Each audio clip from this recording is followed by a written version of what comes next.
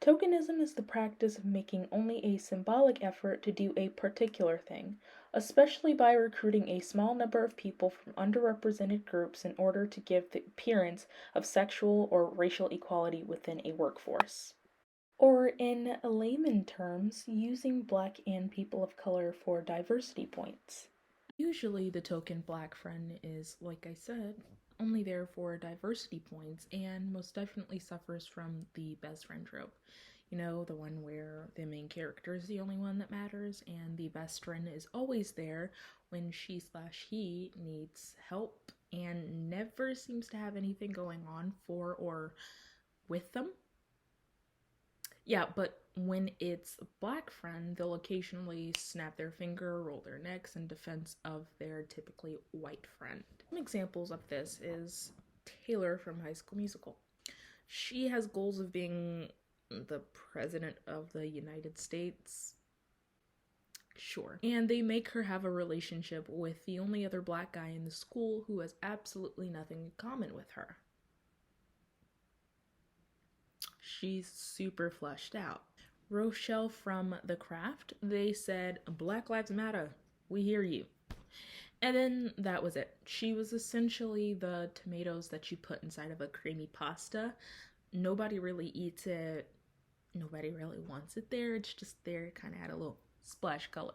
The idea of the token black friend was originally created to critique this problem in white media and show that this trope is the modern day mammy character.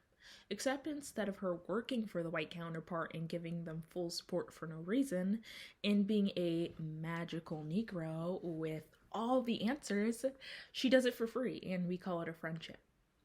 But now it just seems to be critiquing any black character that is one of the few or only black kid at their school or friend group. That isn't necessarily a bad thing or even a unrealistic thing. There are plenty of black kids who grew up in predominantly non-black or white areas, so it only makes sense that they'd be the minority of their friend group. And because of this disingenuous take on these real-life based characters, we have people calling iconic characters such as Dionne Davenport token black friends. Dionne's character was stuck up and self-serving. Not exactly the greatest traits for an individual that is for young girls at an amicable age to watch, but I digress. Dionne's character wasn't there to fill in for the color. She didn't pull Cher to the side and give her a speech about how much she was the one meant for Josh. She helped Cher because it meant she'd get something out of it. She had her own love affair with her steady boyfriend who was immature, charming, and a part of her friend group. While Cher and even Ty struggled with love for a bit in the beginning. The moment we're met with Dionne, we immediately are told she has a passion for fashion and has been popular for a while, with people even envying her. She was never a follower with a few cheeky words to spew out. Dionne was a side character, but wasn't tokenized like how many people will blindly guide you to believe.